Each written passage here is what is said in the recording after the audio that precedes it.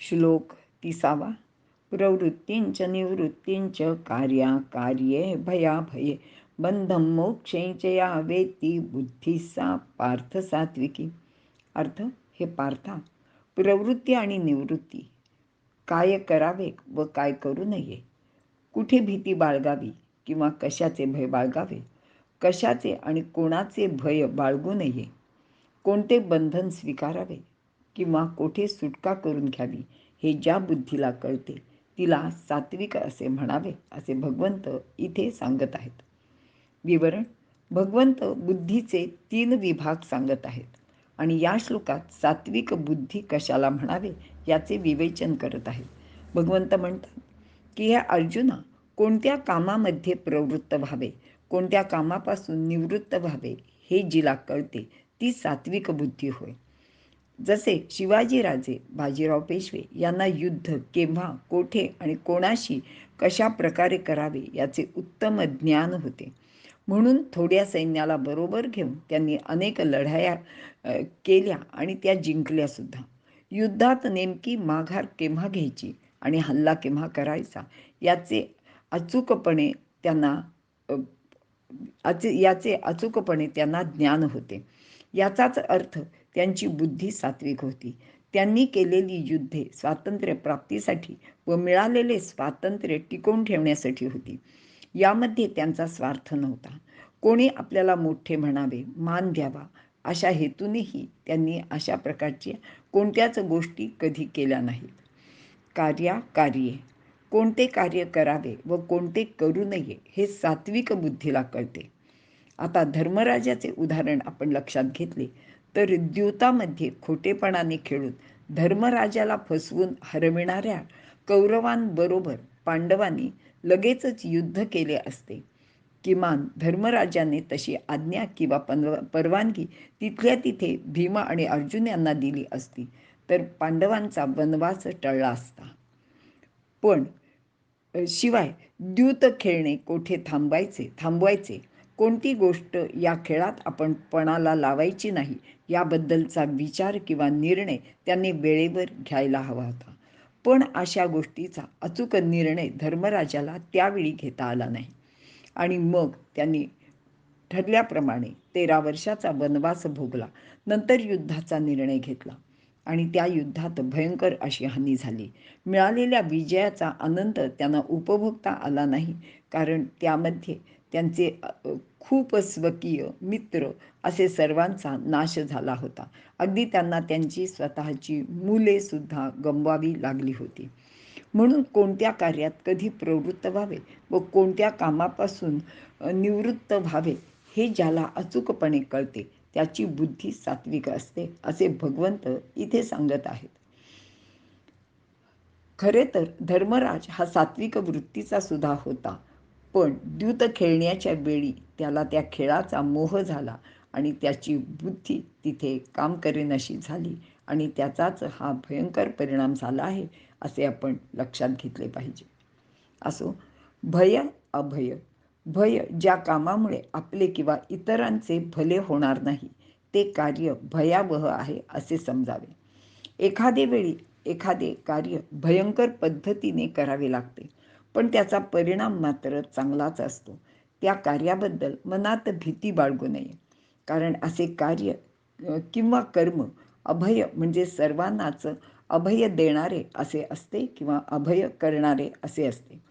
उदाहरणार्थ, स्वातंत्र्य सैनिकांनी स्वातंत्र्याचा लढा देण्यासाठी कित्येक वेळा सरकारी तिजोरी लुटली, ब्रिटिश अधिकाऱ्यांचा खून केला आणि अशा गोष्टी त्यांनी करताना स्वतःचा स्वार्थाचा विचार केला नाही आणि ज्यामुळे आपल्या देशाला स्वातंत्र्य मिळेल, आपलं सर्व प्रजा स्वातंत्र्यात आनंदात नांदेल अशी त्यांना खात्री होती आणि म्हणूनच त्या सर्व गोष्टी सात्विक कर्मामध्येच समाविष्ट होतात.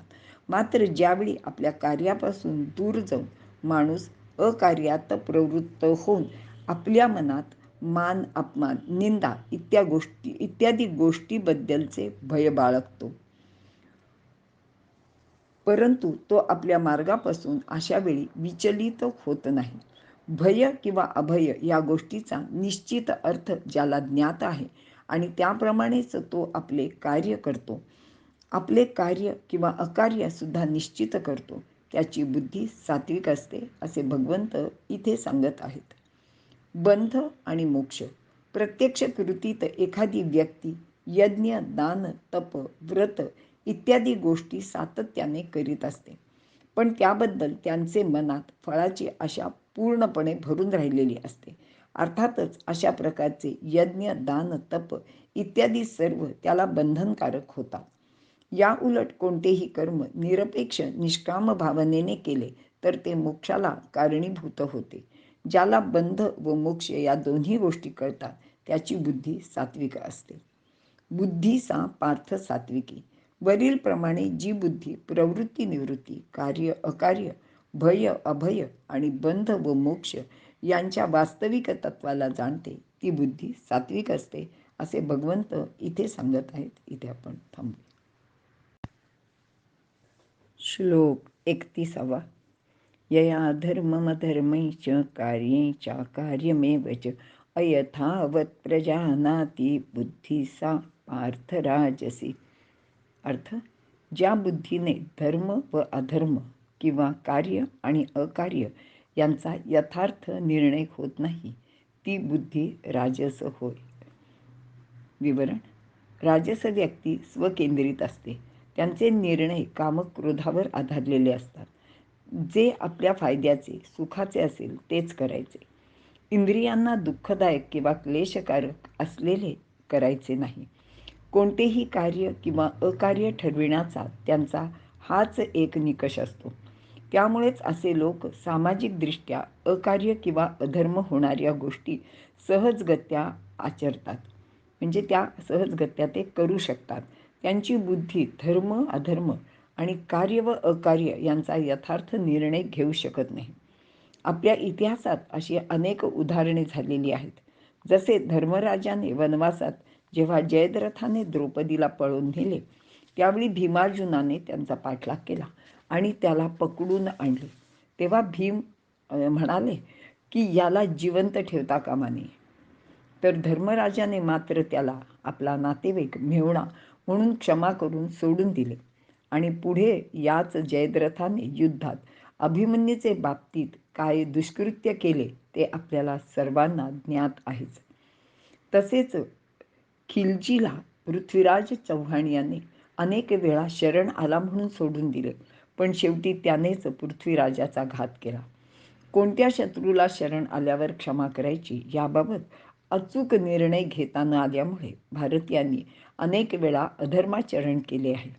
शरणागताला अभय देणे हा जरी धर्म असला तरी शत्रूची पूर्ण पारख करता यायला हवी. नाहीतर वरवर वाटणारे हे धर्माचरण स्वतःचे व त्याचबरोबर समाजाचे नुकसान करते आणि मग ते अधर्माचरणच ठरते. कर्तव्य कोणते आणि अकर्तव्य कोणते किंवा कार्य आणि अकार्य कोणते याचा योग्य निर्णय घेणारी व्यक्ती स्थितप्रज्ञ असावी लागते. स्वतःच्या रागलोभातून किंवा विकारवश माणूस वस्तुनिष्ठ नसतो. त्यामुळेच त्याला यातील फरक करता येत नाही किंवा कळतसुद्धा नाही. म्हणून राजस बुद्धी कर्म अकर्म किंवा कर्तव्य आणि अकर्तव्य यांचा अचूक निर्णय घेऊ शकत नाही. अशा लोकांच्या बुद्धीचे चिंतन स्वशी केंद्रित असते. ते स्वला कधीच विसरू शकत नाहीत. विकारांचे मुळे त्यांची घटनेकडे बघण्याची दृष्टी निर्मळ नसते, ती दूषित असते. जसे असेल तसे जाणणे म्हणजे यथावत, पण समोरच्या प्रत्यक्ष प्रमाणाशी पूर्ण प्रतारणा करून कल्पनेप्रमाणे वागणे म्हणजे अयथावत. आपल्या राज्यकर्त्यांनी मुसलमान लोकांचे हेतू किंवा चीनी लोकांचा वरवरचा बंधुभाव यथावत जाणला नाही.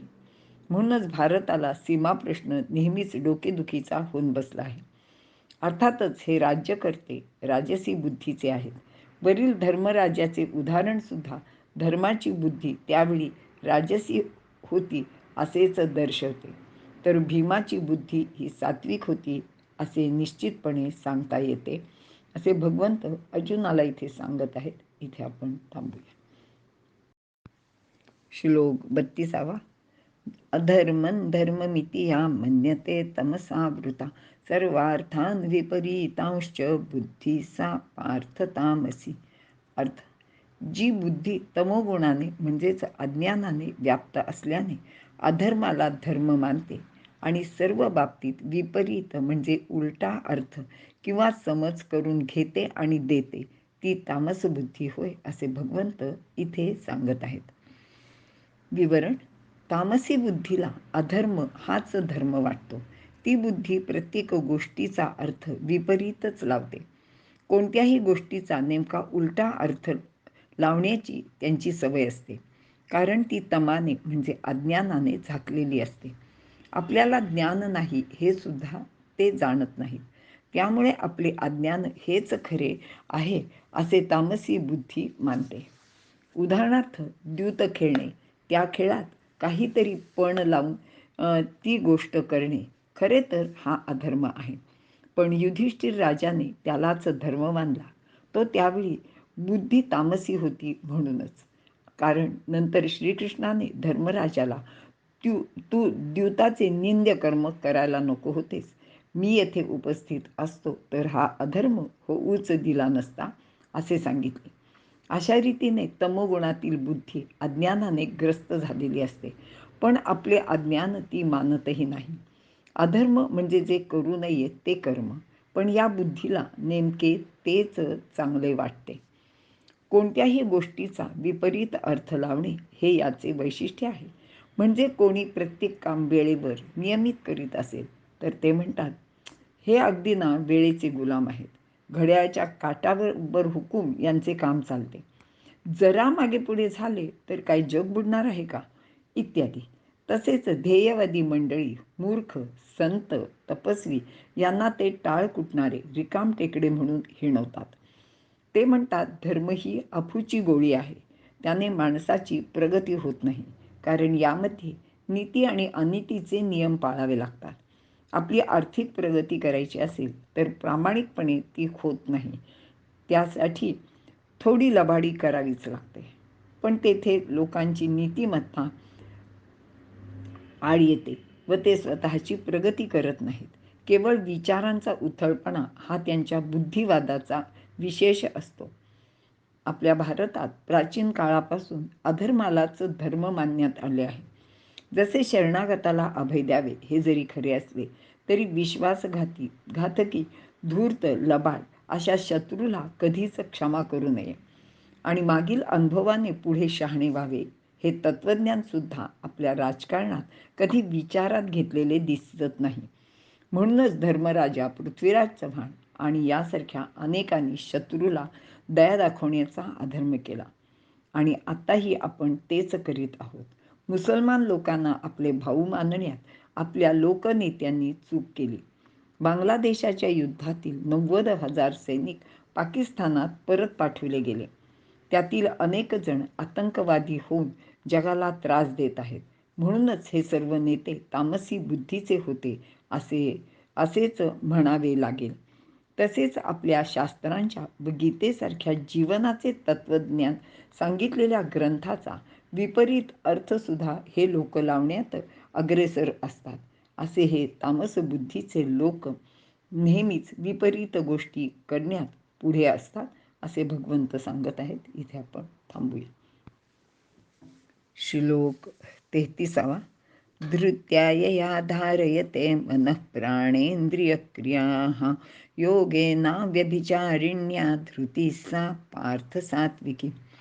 अर्थ: ज्या अव्यभिचारी म्हणजे इकडे तिकडे न ढळणाऱ्या धृतीने मन, प्राण व इंद्रिये यांचे व्यापार योगाभ्यासाने चालविले जातात, ती धृती सात्विक होय, असे भगवंत सांगत आहेत. विवरण: धृती म्हणजे धारणा, चिकाटी आणि बुद्धीचे निर्णय ज्या सुप्त परंतु स्थिर भावावर अवलंबून असतात, तिला धृती असे म्हणतात. म्हणूनच बुद्धी परिपूर्ण, स्वच्छ आणि स्थिर होण्यासाठी धृती सात्विक हवी. ती सात्विक धृती योगाभ्यासाने तयार होते. योगाभ्यास सात्विक धृतीसाठी अटळ पायरी आहे. या श्लोकात भगवंत योगेन म्हणजे योग साधून असे म्हणत आहेत. गीतेमध्ये कर्मयोगाला महत्त्व आहे. म्हणून येथे योगेनं म्हणजे कर्मयोगाने असा अर्थ घ्यायला हवा. कर्मयोग साधणे म्हणजे सगळी नियत कर्मे फलाची इच्छा न धरता करायला लागतात. हा योग चिकाटी असेल तरच साधता येतो आणि ती चिकाटी अव्यभिचारी सुद्धा हवी. अव्यभिचारी म्हणजे एकदा एका मार्गाचा अवलंब केला तर तो मार्ग सोडून दुसरा मार्ग स्वीकारायचा नाही. त्या एकाच मार्गावर सातत्याने आपले आचरण करायला हवे. एका कर्ममार्गाशी एकनिष्ठ राहायचे. अशा रीतीने फलाची अपेक्षा न ठेवता योग साधणारा माणूस निरपेक्ष बुद्धीनेच मन, प्राण, इंद्रिये या अंगोपांगाच्या क्रिया करीत असतो. कोणताही खास हेतू ठेवून तो आपले कार्य कधी करीत नाही. अगदी त्याचे भोजनसुद्धा ईश्वराने दिलेला प्राणरक्षण करण्याचे साठीच असते, केवळ जिभेचे चोचले पुरवण्यासाठी नाही. खाणेपिणे यामध्ये त्याची कोणतीही आवड निवड नसते. प्रत्येक कर्म ईश्वराचे समजून चिकाटीने तो करतो. अशा चिकाटीसाठी सात्विकता असावी लागते. म्हणूनच निस्वार्थीपणाने जगण्यातच सात्विक धृती असते असे भगवंत इथे अर्जुनाला सांगत आहेत. मन, प्राण व इंद्रिय यांची कर्मे योगयुक्त असायला हवीत. सामान्य लोकांचे जीवनात इंद्रिये बलवान असतात व या इंद्रियांची धाव त्यांच्या त्यांच्या विषयाकडे असते. ती बहिर्मुख असतात. इंद्रियांचा असा विषयांशी संबंध आला की अनेक विकार जन्माला येतात. प्राणक्रिया म्हणजे विकार.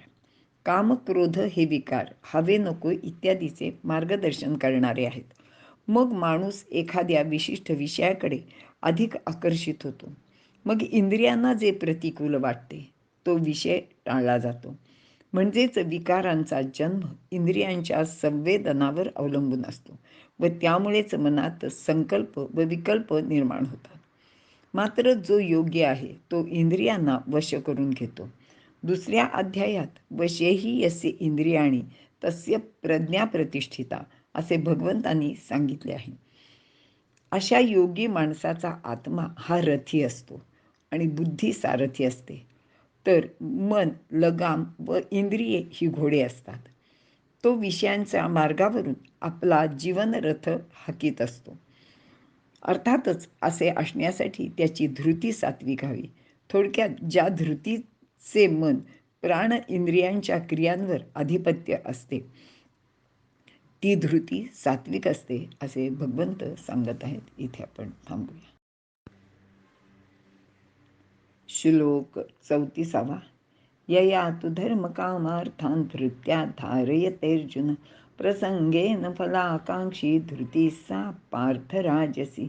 अर्थ, हे अर्जुना, ज्या धृतीमुळे आसक्त बुद्धीने फलभोगाची आकांक्षा धरून मनुष्य धर्म, अर्थ आणि काम धारण करतो ती राजस धृती आहे. विवरण. धृती म्हणजे धारणाशक्ती. मनात स्थिर झालेले भाव म्हणजे धृती. राजस व्यक्तीच्या मनात काही मूल्ये रुजलेलीच असतात. त्यांचा जीवनाकडे पाहण्याचा एक विशिष्ट असा दृष्टिकोन असतो. त्यानुसार त्यांची बुद्धी निर्णय घेते. यांचा अहंभाव तीव्र असतो. म्हणूनच त्यांचे जीवनात काम हा पुरुषार्थ महत्त्वाचा असतो. कामपूर्तीचे साधन अर्थ असते, म्हणून ते त्यालाही खूपच महत्त्व देतात. धृतीचा अर्थ चिकाटी घेतला तर कोणताही पुरुषार्थ साध्य करण्यासाठी धृती म्हणजे चिकाटी महत्त्वाचीच असते. आयुष्यात कोणतीही गोष्ट मिळवायची असेल तर त्यासाठी चिकाटीनेच प्रयत्न करावे लागतात. अर्थ म्हणजे पैसा मिळवायला नोकरी धंदा करावा लागतो. धर्मासाठी सुद्धा यज्ञ, तप, दान इत्यादी गोष्टी कराव्याच लागतात. या चिकाटीला राजस धृती असे म्हटले जाते. विश्वामित्रांनी ब्रह्मर्षी होण्यासाठी 4 वेळा तप केले. विश्वामित्र हे राजस वृत्तीचे होते. राजसी धृतीमध्ये कोणत्याही गोष्टीची आसक्ती असते. धर्माची सुद्धा आसक्ती असते. यामध्ये इतरांनी चांगले म्हणावे, मोठे म्हणावे म्हणून ते लोक धर्माचरण करतात आणि आसक्ती नेहमीच घातक असते. शत्रूंनी चांगले म्हणावे म्हणून त्यावेळी मुसलमानांचे बाबतीत अहिंसेचे धोरण ठेवले गेले आणि ते आपल्या या देशाला संपूर्ण घातक ठरले. राजस धृती कमालीची व्याभारी असते. अर्थ व काम हेच प्रमुख पुरुषार्थ ती मानते आणि त्याच्या परिपूर्तीचे साधन म्हणून त्यांना धर्म हवा असतो. समाज, संघटना, राष्ट्र या साऱ्या संकल्पना त्यांच्या काम व अर्थ या चांगल्या प्रकाराने संपादन करण्यासाठीच असतात. त्यांच्या सोयीसाठी त्यांना धर्म, सामाजिक नीती आणि न्याय इत्यादी गोष्टी हव्या असतात. त्यांचा त्यागसुद्धा व्यवहारावरच अवलंबून असतो. जसे आयकर वाचवण्यासाठी देणगी दिली जाते किंवा स्वतःचे नाव, प्रतिष्ठा, प्रसिद्धी यासाठी ते लोक सामाजिक कार्य करताना दिसतात किंवा त्यासाठी देणगीसुद्धा देतात. लवकर दर्शन व्हावे म्हणून महापूजा करायची. त्यांनी केलेल्या प्रत्येक गोष्टीचा त्यांना मोबदला हवा असतो. अशी ही राजसधृती काम व अर्थ यावर अवलंबून असते, असे भगवंत इथे सांगत आहेत. इथे आपण थांबूया. श्लोक 35. यया स्वप्नं भयं शोकं विषादं मदमेव च न विमुंचति दुर्मेधा धृती सा पार्थ तामसी. अर्थ: निद्रा, भय, विषाद, शोक, मद यांना न सोडणारी दुर्मेधा ही तामसी धृती आहे, असे भगवंत सांगत आहेत. विवरण: तामसी मनात काही गोष्टी घर करूनच बसलेल्या असतात. त्यांची दुर्मेधा म्हणजे अविवेक बुद्धी निद्रेत रमते. काही लोक झोपेत व जागेपणी सुद्धा फक्त स्वप्न पाहतात. त्यातच त्यांना फार गोडी वाटते. ते स्वतः काहीच करत नाहीत, पण स्वतःबद्दल खोट्या कल्पना मात्र ते सतत करत राहतात आणि स्वप्नरंजनात रमून जातात. स्वतःच्या मोठेपणाबद्दल त्यांच्या अवास्तव कल्पना असतात. त्यामुळे ते स्वतः पुढे इतरांना अगदी तुच्छच समजतात. यांचे जवळ धैर्य तर नसतेच. ते सतत कोणत्या ना कोणत्या तरी भीतीने ग्रस्त असतात. ते न्यूनगंडाने पछाडलेले असतात. त्यांना एखादे काम करायला जमत नाही, कारण कामाला सुरुवात करण्यापूर्वीच ते अडचणींचा खूप मोठा पाढा वाचतात. कारण ते निराशावादी असतात. खिन्नता म्हणजेच विषाद तो त्यांना कधी सोडत नाही. साऱ्या वाईट गोष्टी, अपयश, दुःख फक्त आपल्यालाच आणि आपल्याच वाट्याला आले आहे असे त्यांना नित्य वाटत असते. ते प्रत्येक बाबतीत शोक करतात, कारण त्यांना वाटत राहते की आपल्या आयुष्यात कधीच कोणतेच सुख आपल्या वाट्याला आलेले नाही आणि त्यामुळेच शोक करणे, मनस्ताप करून घेणे, निरुत्साही जीवन जगणे हेच त्यांचे आयुष्य होऊन जाते. अगदी क्वचित प्रसंगी एखादी गोष्ट त्यांना मिळाली तर ते त्याची घमेंडसुद्धा करतात. थोडक्यात निद्रा, भय, शोक, विषाद, प्रमाद, अभिमान, दंभ, द्वेष, ईर्ष्या इत्यादी दुर्गुण व वेळप्रसंगी हिंसा करणे, दुसऱ्याच्या धनाचा अपहार करणे, इतरांना दुःख देणे असा दुराचारही त्यांचे हातून घडू शकतो. या व अशा दुर्गुणांना आणि दुराचारांना घट्ट पकडून ठेवणारी धृती ती तामसी असते, असे भगवंत सांगत आहेत. श्लोक 33 व 34 मध्ये भगवंतांनी धारयते पदाने सात्विकी व राजसी धृती धारण केली जाते असे म्हटले आहे. मात्र या श्लोकात मनुष्यद्वारा तामसी धृती धारण केली जाते असे त्यांनी म्हटलेले नाही. कारण जो तामस म्हणजे मूढ व अज्ञानी आहे, अशा माणसाचे अंतःकरणात निद्रा, भय, शोक इत्यादी भावना भरून राहिलेल्या असतात आणि त्या व्यतिरिक्त ते काही जाणत नाहीत. तसेच राजसी व तामसी धृतीत क्रमाने फलाकांक्षी व दुर्मेधा असे कर्त्याचे उल्लेख केलेले आहेत. पण सात्विक धृतीमध्ये कर्त्याचा उल्लेख केला नाहीये.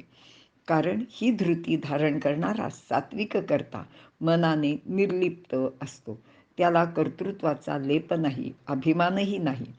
मात्र राजसी व तामसी धृतीत कर्ता हा लिप्त असतो. थोडक्यात निद्रा, भय, चिंता, दुःख व घमेंड इत्यादी दोष आहेत असे त्यांना वाटतच नाही आणि हीच ती खरी दुर्मेधा आहे आणि त्यामुळेच त्यांचे या दोष त्यागाकडे लक्ष नसते, असे भगवंत अर्जुनाला सांगत आहेत. इथे आपण थांबूया. श्लोक 36. सुखं त्विदानीं त्रिविधं शृणु मे भरतर्षभ अभ्यासाद्रमते यत्र दुःखांतैश्च निगच्छति. अर्थ: हे भरत श्रेष्ठ अर्जुना, आता तू माझ्याकडून त्रिविध सुख श्रवण कर, ज्याच्या अभ्यासाने मनुष्याला आनंद होतो व त्याच्या दुःखाचा निसंशय नाश सुद्धा होतो. विवरण: धृती सात्विक असली तर तिच्या सुखाच्या कल्पना सुद्धा सात्विकच असतात. सुख सुद्धा 3 प्रकारचे असते आणि फक्त परिश्रमपूर्वक अभ्यासाने माणूस सुखामध्ये रमतो व दुःखाचा अंत करून घेतो. अभ्यास नसेल तर सुख असून सुद्धा माणसाला त्यात रमता येत नाही व दुःखाचा अंतही करता येत नाही. कोणत्याही इंद्रियांचा विषय तोडून टाकणे एक वेळ सोपे असते, तसेच त्या इंद्रियाला त्याच्या विषयाचे ठराविक किंवा योग्य तेवढे सेवन करून देणे ते पण सोपे आहे. पण त्या इंद्रियांना ठराविक गोष्टच स्वीकारायला लावणे म्हणजे करायला लावणे आणि तसे त्याला वळण लावणे अत्यंत अवघड असते. जसे रोज न चुकता एका विशिष्ट वेळी उठणे, मोजकी व नियमितच झोप घेणे हे अवघड असते. त्यासाठी वर्षानुवर्षे परिश्रमपूर्वक त्या गोष्टीचा सराव व इतर गोष्टींचा संयम सुद्धा करावा लागतो. यासाठी कासवाचे उदाहरण देतात की उवाईला अवेव पसरी ना तरी इच्छा वशे आवरी. आपल्या आजूबाजूला भौतिक सुखाची अनेक साधने उपलब्ध असली तरी त्यात प्रत्येक वेळी आपल्याला सुख वाटतेच असे नसते. असे पहा की अनेक श्रीमंत लोक अशा सुखात रमत नाहीत. ते दुःखीच असतात, कारण ते सुख उपभोगू शकत नाहीत. ते दुःखातच राहतात. मग दुःख विसरण्यासाठी ते मद्यपान, जुगार यासारखी व्यसने करतात आणि याचा परिणाम सुख त्यांचेपासून आणखी दूर दूर जाते व ते जास्तच दुःखात पडतात. म्हणूनच सुखात रमण्याचा अभ्यासच असावा लागतो असे भगवंत इथे सांगत आहेत. सुख व दुःख म्हणजे नेमके काय? तर सुख म्हणजे सु अधिक ख, चांगले आकाश. आकाश म्हणजे आपल्या भोवतालचे व आपल्या आतले आकाश, म्हणजेच परिस्थिती व अंतस्थिती. ती जर चांगली असेल तर आपल्याला सुख असते आणि ती जर वाईट असेल तर आपल्याला दुःख होते. त्याचं कारण असं आहे की आपण एकटेच आनंदात किंवा सुखात राहू शकत नाही. आपल्या अवतीभोवतीची लोकसुद्धा चांगल्या परिस्थितीत असतील तरच आपल्याला ती परिस्थिती उपभोगता येते आणि त्यामध्ये रमता येतं, असं भगवंत सांगत आहेत. आपण अभ्यासाने दुःखाचा नाश करू शकतो. सुख उपभोगण्यासाठी मनाची स्थिती उत्तमच असायला हवी आणि ती अभ्यासाने आपण चांगली ठेवू शकतो. मग बाहेरील वाईट परिस्थिती म्हणजे आकाश आपल्याला त्रास देऊ शकत नाही. मग आपण नेहमीच सुखात राहतो. म्हणजे हे आत्मसुख असते. कारण अभ्यासाने जसजशी आवड उत्पन्न होते तर तशी तशी त्याबद्दलची प्रियता वाढते, म्हणजे ते आपल्याला आवडायला लागतं. तसा तसा दुःखांचा नाश होत जातो. दुसऱ्या अध्यायात भगवंतांनी सांगितलंय, प्रसादे सर्व दुःखानां हानिरस्योपजायते प्रसन्न चेतसो ह्याशु बुद्धी पर्यवतिष्ठते. येथे साधकाने लक्षात घेण्याजोगी गोष्ट अशी आहे की या सुखाच्या पलीकडे त्याला जायचे आहे, नाहीतर ते सुखसुद्धा त्याला बंधनकारक होते. कारण मोक्ष हा त्या सर्वाच्या पलीकडचा आहे आणि मोक्ष हे आपले अंतिम ध्येय आहे, असे भगवंत अर्जुनाला सांगत आहेत. इथे आपण थांबूया. श्लोक 37. यत्तदग्रे विषमिव परिणामे मृतोपम तत्सुखम सात्विकम प्रोक्तमात्मबुद्धिप्रसादजम. अर्थ: ते सुख आरंभी विषाप्रमाणे म्हणजे नकोसे वाटणारे असते, पण परिणामी मात्र ते अमृतासारखे असते. ते आत्मनिष्ठ बुद्धीपासून निर्माण होणारे किंवा बुद्धीच्या प्रसन्नतेतून उगम पावलेले असून त्याला सात्विक असे म्हटले जाते, असे भगवंत अर्जुनाला सांगत आहेत. विवरण: काही गोष्टी सुरुवातीला माणसाला अगदी नको नकोशा वाटतात. एखाद्या विषाप्रमाणे त्याज्य, दुःखदायक, त्रासकारक वाटतात. पण नंतर मात्र त्याचा परिणाम हाती आला की त्या अमृताप्रमाणे गोड आणि आनंददायी वाटतात. जसे सुरुवातीला शाळेत जाताना मुले अगदी रडून गोंधळ घालतात. त्यांना घर सोडून, विशेषतः आपल्या आईला सोडून शाळेत जाणे अगदी जीवावर येते. पण मग अशा वेळी त्यांना सक्तीने शाळेत पाठवायला लागते आणि तसे जर ते सातत्याने पाठवत गेले तर मग त्यांना शाळेत जायला आवडू लागते. मग तेथील गमती जमती, मित्रमैत्रिणी यांची संगत, खेळ, इतर मजा याची त्यांना गोडी लागते आणि मग त्यातूनच ते नवनवीन गोष्टी आवडीने शिकू लागतात. त्यांचा आनंद उपभोगतात. कोणत्याही अभ्यासाचे असेच असते. तसेच आपल्याला बरे नसताना आपण औषध घ्यायचा खूप कंटाळा करतो. कारण त्या औषधाची कडू, घाणेरडी चव, त्याचा नकोसा वाटणारा वास सगळेच तापदायक वाटते. पण औषध घेतल्यानंतर त्याचा होणारा परिणाम आनंद देतो. प्रथम त्रासदायक वाटणाऱ्या अनेक अशा गोष्टी माणसाला अंती म्हणजे शेवटी आनंद देणाऱ्या असतात. आता स्वच्छंदपणे भटकणाऱ्या मनाला आवरणे प्रारंभाला नेहमीच दुःखदायक किंवा त्रासदायक वाटतेच. मन कशासाठी आवरायचे आणि त्याने होणार तरी काय असे सारखे मनात येते. मनाला संयमाचे बांध घालणे, त्याला शिस्त लावणे तर फार त्रास देणारे असते. कारण मन 12 वाटांनी स्वैर धावत असते. तोपर्यंत त्याच्या शक्तीचा आपल्याला प्रत्यय येत नाही. पण मन एके ठिकाणी स्थिर करून राहिले तर त्याच्या चित्तशक्तीचा आपल्याला प्रत्यय येतो. अर्थातच मनाचे हे एकाग्र होणे किंवा करणे अगदी सोपे नसते. त्यासाठी सततच अभ्यास करावा लागतो. त्याचे अवांतर हिंडणे संयमाने बंद करावे लागते. तरच त्या शक्तीचा माणसाला प्रत्यय येतो किंवा आनंद मिळतो. आता उदाहरणच द्यायचे झाले तर समाधी, ध्यान लावणे, कोणतीही कला आत्मसात करणे, संशोधन करणे, एखाद्या विशिष्ट ध्येयासाठी आपले आयुष्य पणाला लावणे. म्हणजे असं बघा की समाधी लावण्यासाठी काय काय त्रास आहे ते आपण 6व्या अध्यायात पाहिलेलं आहे. आता कला शिकायची असेल तर 12 वर्ष किंवा त्याहून जास्त काळसुद्धा गुरुच्या गृही राहून त्याच्या मर्जीप्रमाणे आपल्याला ती हळूहळू शिकावी लागते आणि आत्मसात करायला लागते. आणि संशोधन करणाऱ्यांच्या बाबतीत तर विचारू नका. रात्रंदिवस ते एकाच विचाराने पछाडलेले अखंड आपल्या प्रयोगशाळेत काम करत असतात. किंवा ध्येयवादी माणूससुद्धा आपले संपूर्ण आयुष्य त्यासाठी खर्च घालतो. यासाठी आपल्याला शिवाजी महाराजांचे उदाहरण अगदी डोळ्यासमोर ठेवायला पाहिजे. कारण नित्य नवी येणारी संकट आणि त्याबरोबर केलेला मुकाबला, ह्यातून शिवाजी महाराज कसे पुढे पुढे जात राहिले आणि त्यांनी स्वातंत्र्य प्राप्ती कशी केली, हा इतिहास आपल्या सर्वांना माहीत आहे. सात्विक सुख हे स्वतःच्या बुद्धीच्या प्रसन्नतेतून उद्भवते. खूप अभ्यास करून ज्ञान मिळवले की बुद्धीसुद्धा शुद्ध होते, प्रसन्न होते. त्यामुळेच खरे सुख समाधान प्राप्त होते. कष्ट करून मिळवलेली प्रत्येक गोष्ट माणसाला जो आनंद देतो तो प्रत्येकाने अनुभवायला हवा. तो मिळणारा आनंद बाहेरून आलेला नसतो. तसेच तो आपल्या मनावर सुद्धा अवलंबून असतो. हा आनंद किंवा सुख सात्विक असते असे भगवंत इथे सांगत आहेत. इथे आपण थांबूया. श्लोक 38.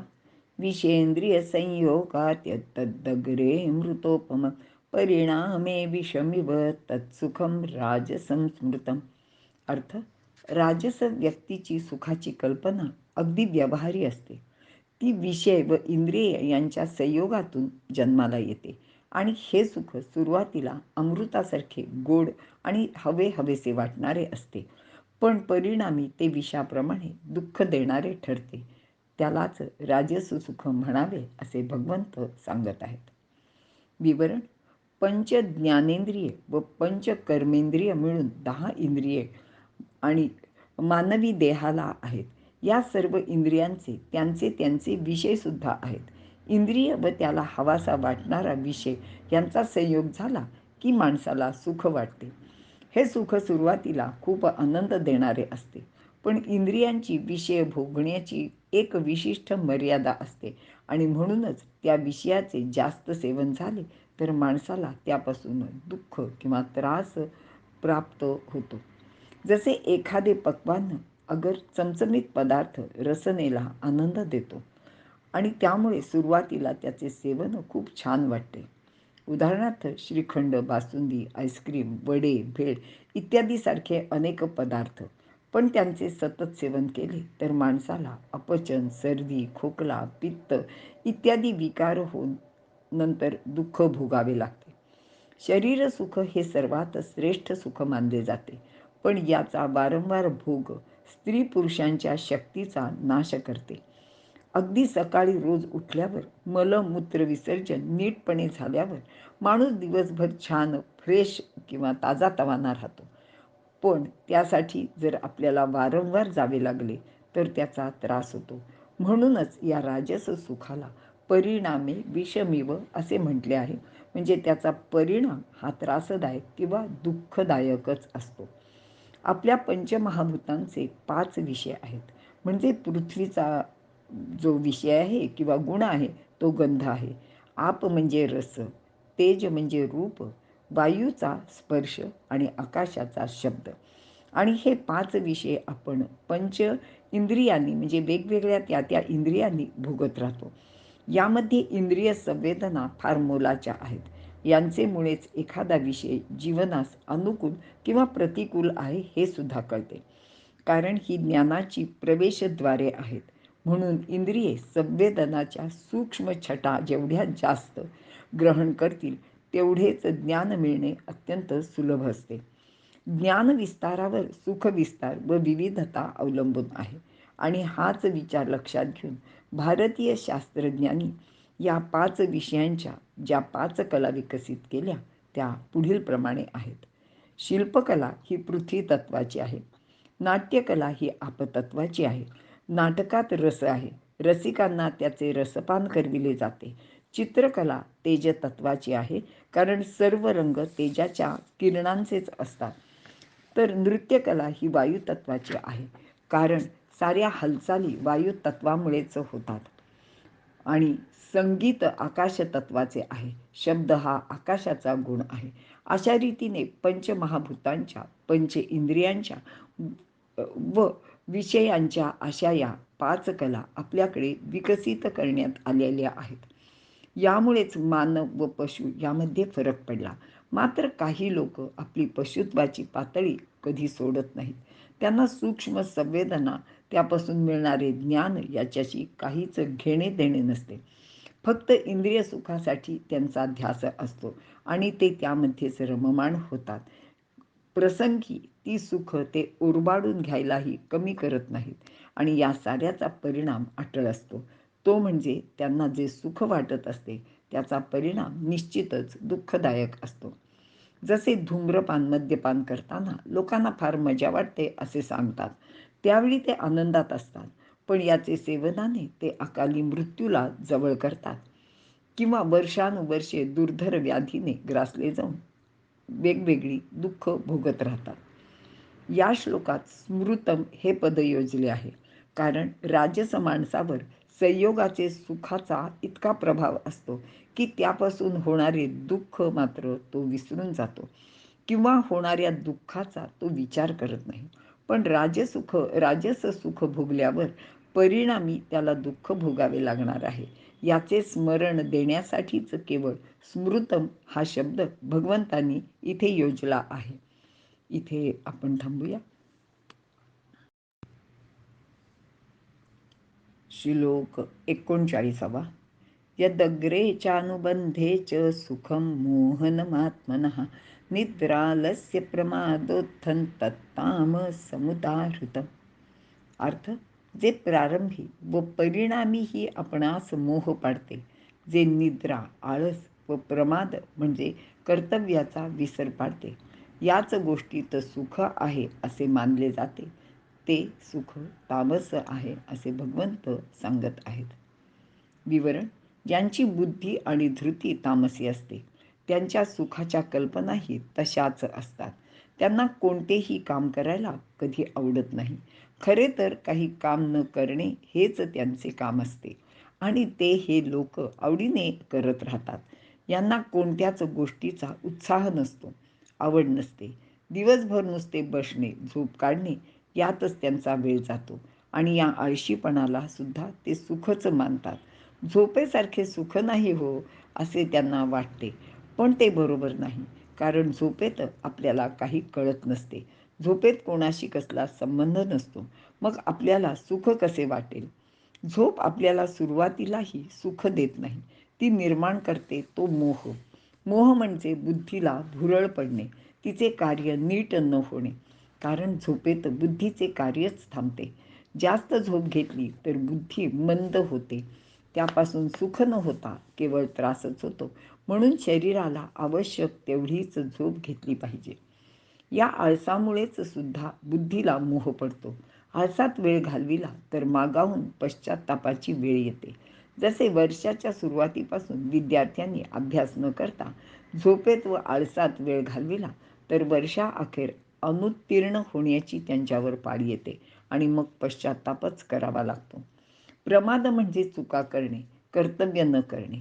पण तामसी माणसाला तेच तर चांगले वाटते, कारण त्यांची बुद्धी मोहाने ग्रस्त झालेली असते. म्हणून प्रमाद हा सुरुवातीला व परिणामी दोन्ही वाईटच ठरतो. धर्मराजाला द्यूत खेळण्याचा मोह झाला होता. खरे तर द्यूत खेळणे हा प्रमादच आहे. त्याच्या सुरुवातीपासून शेवटपर्यंत त्याचा वाईटच परिणाम झाला. पण त्याला त्याचे काही फारसे वाटले नाही. अशा रीतीने झोपून राहणे, आळस करणे व प्रमाद करणे ही वास्तविक सुखे नाहीत. पण बुद्धीच्या भ्रमाने तामसी माणसाला ती सुखे वाटतात. तामस माणसात मोहाचे प्राबल्य असते. तमस्त्व ज्ञानजम विद्धी मोहनम सर्वदेहिनाम. आणि मोह हा विवेकाला बाधक असतो. आता वर जे धर्मराजाचे उदाहरण सांगितले तर प्रत्यक्षात धर्मराज हा तसा तामसी वृत्तीचा नव्हता. पण द्यूत खेळायच्या वेळेला मात्र त्याचा विवेक लोपून गेला होता आणि त्याची तामसी वृत्ती किंवा विचार न करण्याची गोष्ट त्याच्यात झाली, कारण तो मोहाने ग्रस्त झाला होता. जसा युद्धाच्या सुरुवातीला अर्जुनसुद्धा मोहाने ग्रस्त झाला होता, तशीच काहीशी स्थिती ह्या धर्मराजाची द्यूत खेळताना झाली होती, असे आपण लक्षात घेतले पाहिजे. तर अशी ही तामसी वृत्ती विवेकाला जागृतच होऊन देत नाही आणि त्यामुळेच निद्रा, आळस इत्यादी गोष्टींमुळे स्वतःचे काय नुकसान होते आहे, अशा गोष्टीचा आपल्या सुखावर काय परिणाम होईल याचा विचारही त्यांच्या मनात त्यावेळेला येत नाही. श्लोक 20 ते 39 मध्ये भगवंतांनी गुणांच्या मुख्यतेनुसार ज्ञान, कर्म, धृती, सुख इत्यादीचे 3 प्रकारचे भेद सांगितले आहेत. यानंतर सृष्टीच्या संपूर्ण वस्तूंचेही 3 भेद होतात, हे पुढील श्लोकातून भगवंत सांगणार आहेत. तर आपण थांबूया. श्लोक 40. न तदस्ति पृथिव्यां वा दिवि देवेषु पुनः सत्वं प्रकृतिजैर्मुक्तै यदेभिः स्यात् त्रिभिर्गुणैः. अर्थ, या पृथ्वीवर, आकाशात व देवलोकी म्हणजेच स्वर्गात असा कोणीही नाही की जो या प्रकृतीच्या त्रिगुणापासून मुक्त आहे. त्रिगुणरहित असा कोणी एखादा प्राणी, मनुष्य अथवा देव कोणीच असत नाही. विवरण: सत्व म्हणजे सत अधिक त्व. त्व म्हणजे तशी स्थिती आणि सत म्हणजे असणे, म्हणजेच असण्याची स्थिती म्हणजे अस्तित्व होय. सत्व हा शब्द सर्वसाधारणपणे जीवासाठी वापरला जातो, पण येथे त्याचा अर्थ वस्तू असा आहे. म्हणजेच सजीव किंवा निर्जीव वस्तू, आणि ती अस्तित्वात असेपर्यंत, असे इथे भगवंत सांगत आहेत. ती वस्तू पृथ्वी, आकाश अथवा देवदेवता यामध्ये कोठेही असो, तिला सत्व, रज, तम या 3 गुणांचा सहवास असतोच. न तदस्ति पृथिव्यां वा दिवि देवेषु वा पुनः.